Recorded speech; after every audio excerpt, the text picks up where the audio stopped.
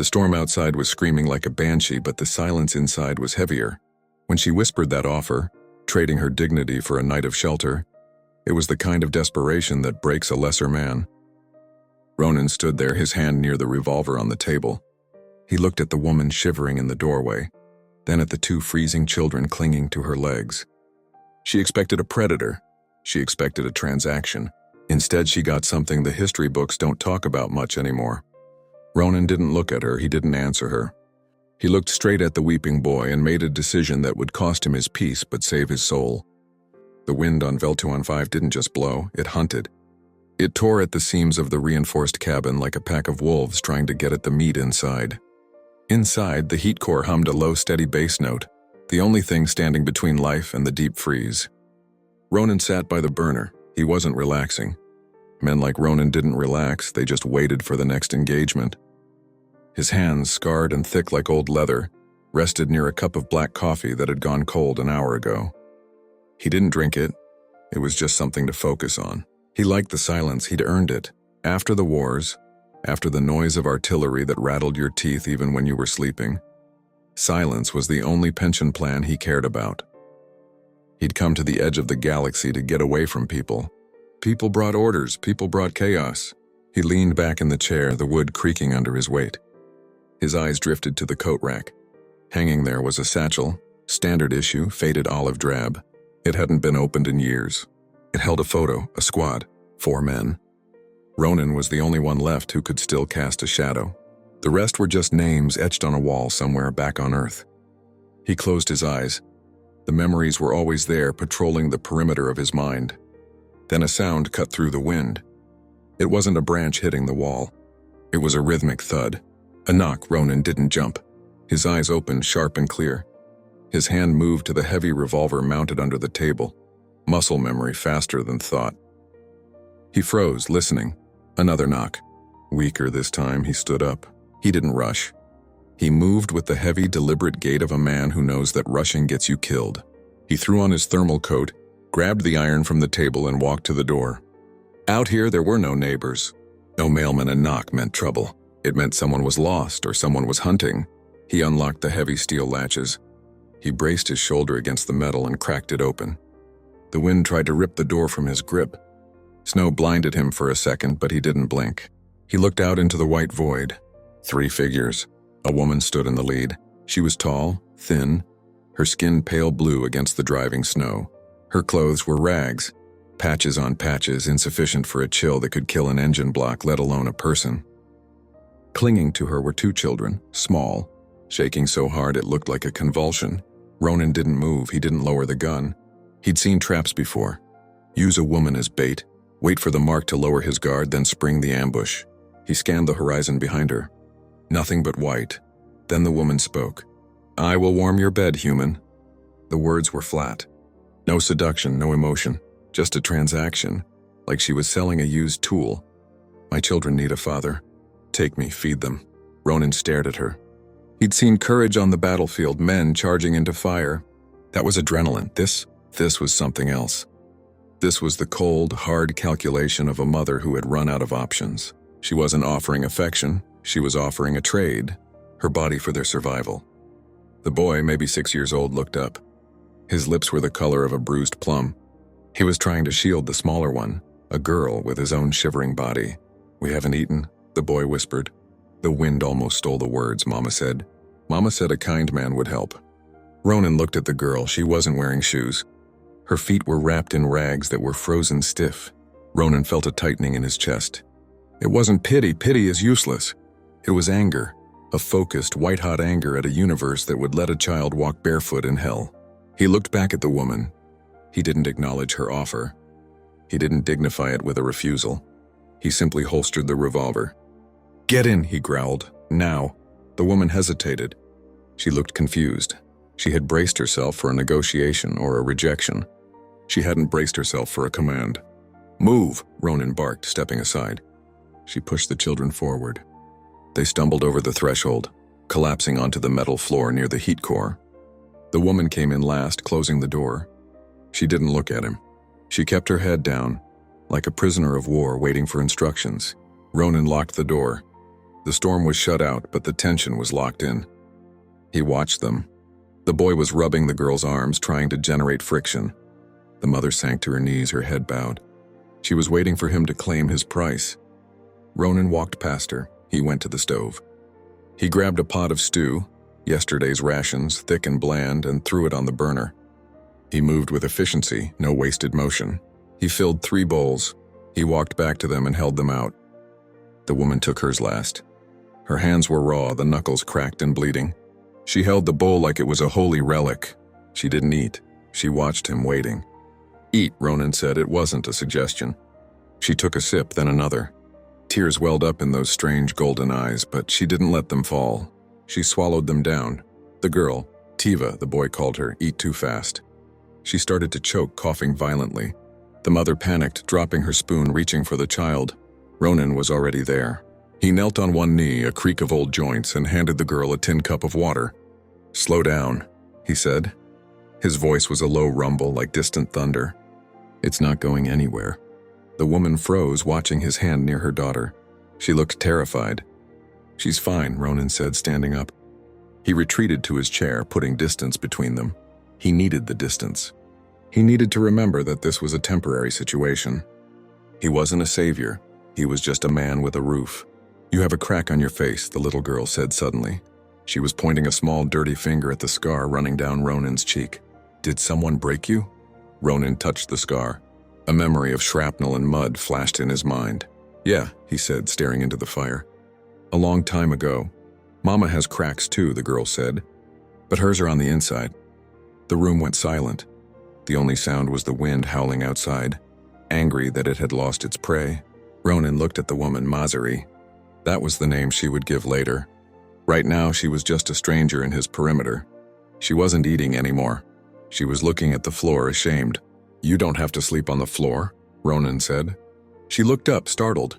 "You didn't accept my offer." "I didn't need it," Ronin said. His voice was hard. "I saw the girl's feet." "Others needed more than feet to open their doors," she replied. Her voice was quiet, but it carried the weight of 1,000 disappointments. Ronin didn't respond to that. He stood up and grabbed a spare blanket from a locker. He tossed it onto the singular narrow cot in the corner.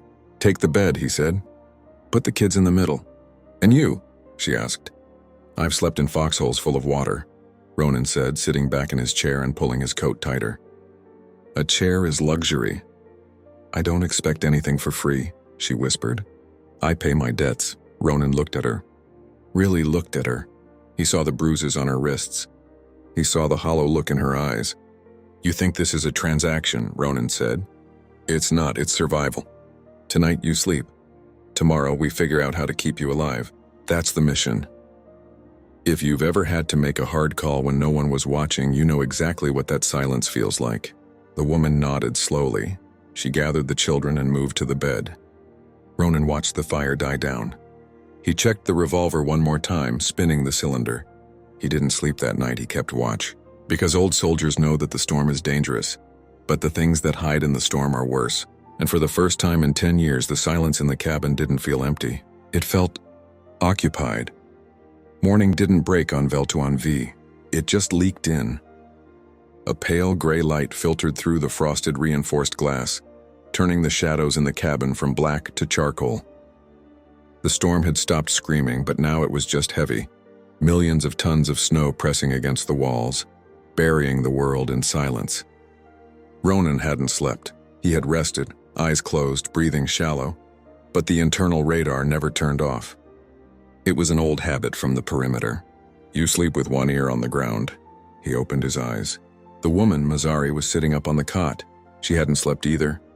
Her back was to the wall, knees pulled to her chest, watching him. Her eyes were golden searchlights in the gloom. The children were asleep, tangled in the blanket like puppies seeking warmth. The boy Cello had his arm thrown over his sister, a subconscious shield.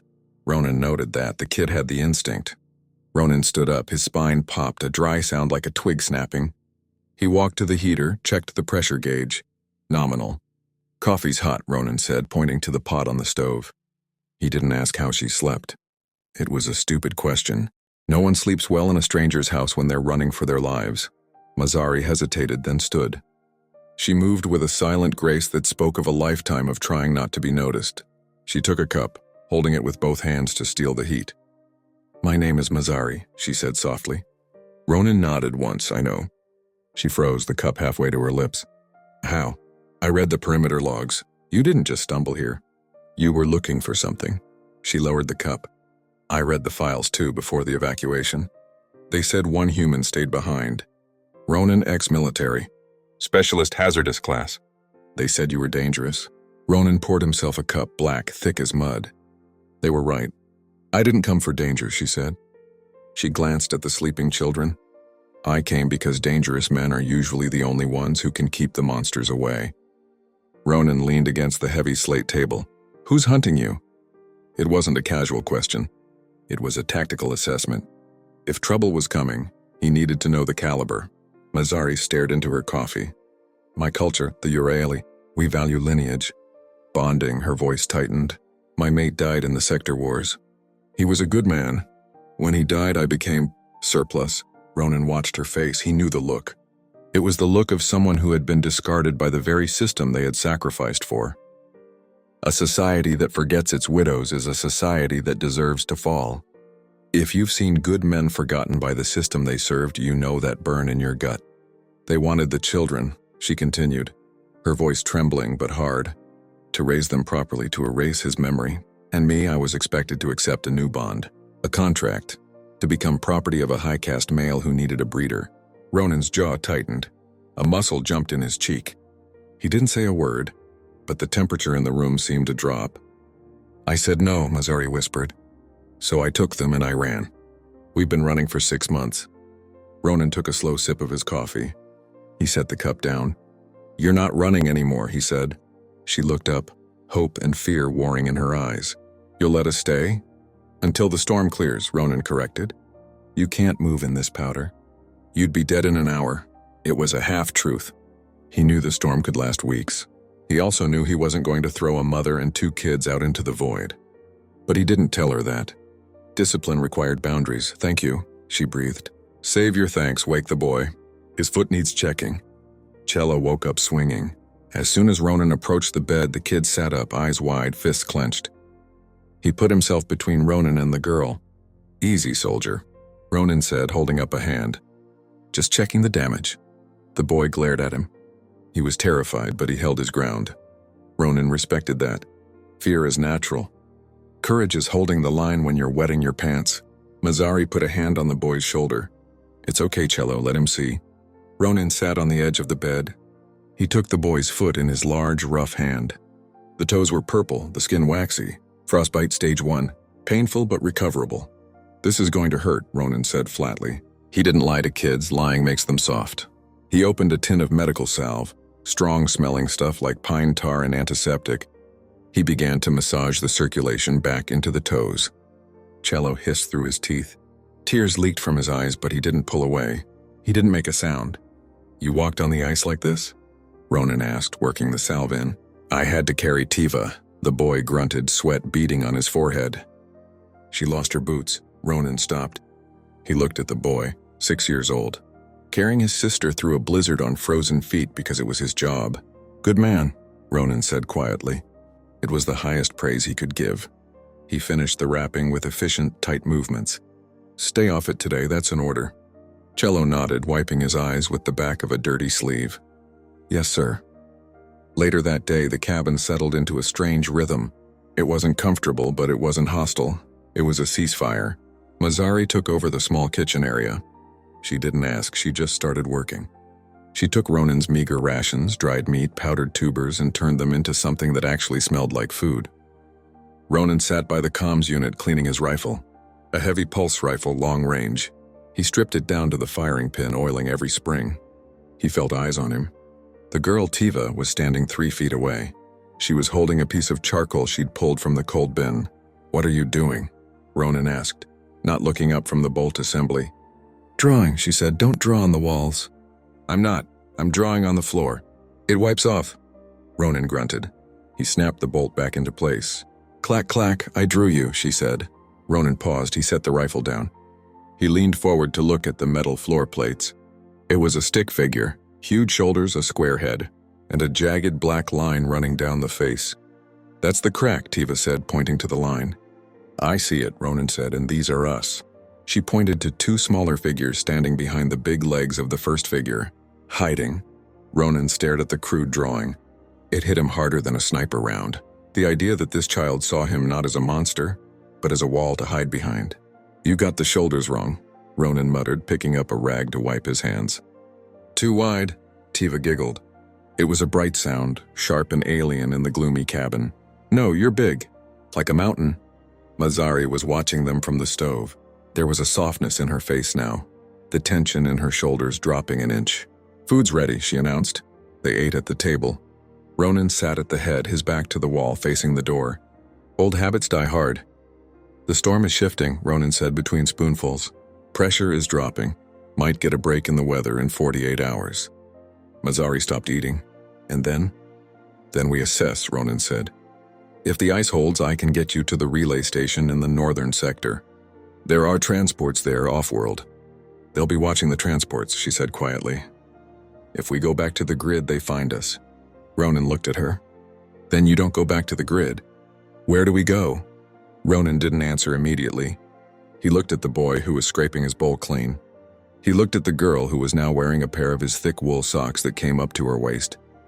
"We'll cross that bridge when we get to it," Ronin said. "First we survive the night." But as the lights dimmed and the wind picked up again outside, Ronin knew he was lying to himself. He wasn't just surviving anymore, he was planning. He was calculating patrol routes, ambush points, and exit strategies. He watched them sleep again that night. Mazzari on the edge of the bed, one hand resting on Cello's back. Ronin sat in the dark, the weight of the revolver familiar on his hip. He touched the scar on his face. "You have cracks," the girl had said. Maybe she was right. But broken things have sharp edges, and if anyone came for these kids, Ronin was going to show them just how sharp those edges could be. The silence was gone, the mission had begun. The storm broke 2 days later. It didn't fade away. It simply vanished, leaving behind a sky of piercing, impossible blue and a silence so deep it felt like the world was holding its breath. Ronin was outside at dawn. He was splitting wood.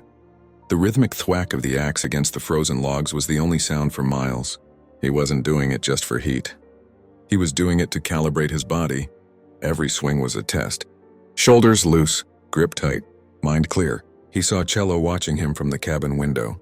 The boy's nose was pressed against the glass, eyes wide, studying the motion. Ronin brought the axe down, splitting a knotty stump clean in two. He didn't wave, he just nodded. The boy nodded back, a quiet communication between men, one old, one in training. Then the silence broke.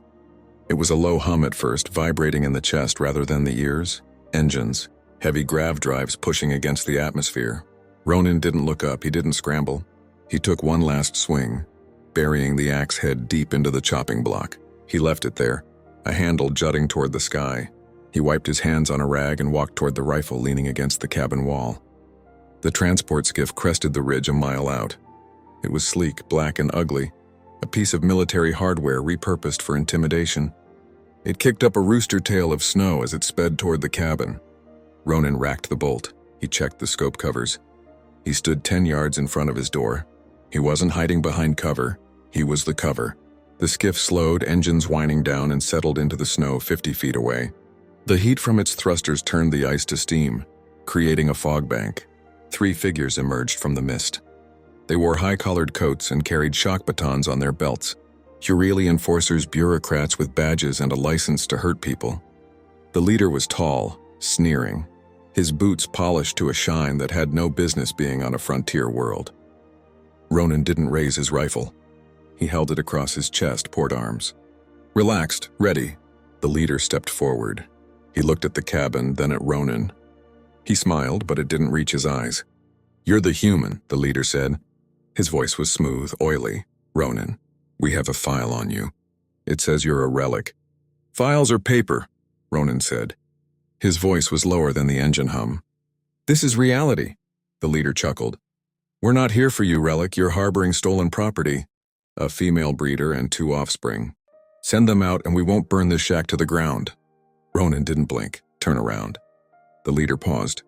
"Excuse me? Get in your skiff, turn around. Go back to whatever hole you crawled out of." The leader's face hardened. He rested his hand on his baton. The two men behind him unholstered kinetic pistols. "You're making a mistake, old man," the leader spat. "That woman belongs to the high caste. She has a contract. You are interfering with lawful property rights. There are some men who think laws are written on paper, and there are men who know the only law that matters is written in lead. She's not property," Ronin said. "She's under my protection." "Protection?" The leader laughed. "Look at you. You're one man against the authority. What are you going to do?" The leader drew his baton, extending it with a crackle of electricity. "Fetch the woman," he ordered his men. "If he moves, put him down." The men stepped forward. Ronin moved. It wasn't the frantic motion of an action hero. It was the precise, terrifying speed of a machine. The rifle snapped up to his shoulder. Boom! The sound was deafening in the thin air. The leader didn't die. Ronin didn't shoot him. He shot the skiff. The heavy caliber round punched through the engine block of the transport vehicle. There was a screech of tearing metal, a spark, and then the whine of the grav drive died with a pathetic groan. Smoke billowed from the cowling. The silence rushed back in, ringing in their ears. The two henchmen froze, guns half raised. The leader stared at his ruined transport, then at Ronin. Ronin cycled the bolt. A smoking brass casing spun into the snow. Clack, clack, a fresh round slid into the chamber. He leveled the barrel straight at the leader's chest. "That was the engine," Ronin said calmly. "Next one is center mass, your choice." The leader looked at the rifle. Then he looked at Ronin's eyes. He saw something there that terrified him more than the gun. He saw a man who had zero hesitation, a man who had seen death so many times he was on a first-name basis with it. You stranded us," the leader stammered, his arrogance evaporating like steam. "It's 20 miles to the outpost." "In this cold, start walking," Ronin said. "It keeps the blood warm." The leader looked at his men. They were already holstering their weapons, backing away, hands raised. They knew a predator when they saw one. "This isn't over," the leader hissed, backing away. "The high caste never forgets." "Neither do I," Ronin replied. He watched them go. He stood there, unmoving, a statue of iron and coat until they were black specks on the white horizon. Only then did he lower the rifle. He turned to the cabin. The door opened. Mazzari was standing there.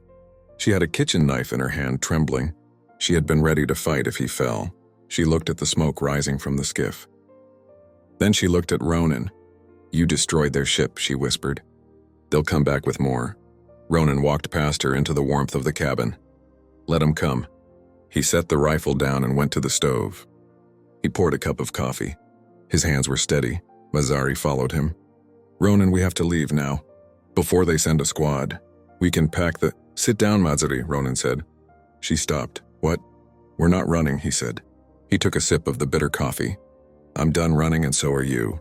"But this is a fortress," Ronin said, gesturing to the thick metal walls. "I built it to keep the world out. Now it keeps you in. They want to fight? Good. I was getting bored." Cello limped out from the bedroom. He looked at Ronin with wide, awestruck eyes. "Did you shoot the bad men?" Cello asked. "No," Ronin said. "I broke their ride. Never waste a bullet on a man who isn't shooting back. It's undisciplined." The boy nodded solemnly, absorbing the lesson. Ronin looked at Mazzari. She was crying, silent tears streaming down her face. Not tears of fear this time, tears of relief. The kind that come when you realize you don't have to hold the weight of the sky up by yourself anymore. "Why?" she asked, her voice cracking. "Why do this for us?" Ronin looked at the scar on his hand. He thought about the empty chair at his table for the last 10 years. He thought about the silence he had courted and how damn loud it had actually been. "Because the boy fixed the heater," Ronin lied. "And the girl draws good pictures and you—" He looked her in the eye. "You make damn good coffee." It wasn't a declaration of love. Men like Ronin didn't do poetry, but it was a promise, an oath sworn in a kitchen on a frozen moon. If you know the difference between a house and a fortress, it isn't the walls. It's the man standing at the door. Spring came late to Veltuan V, but it came.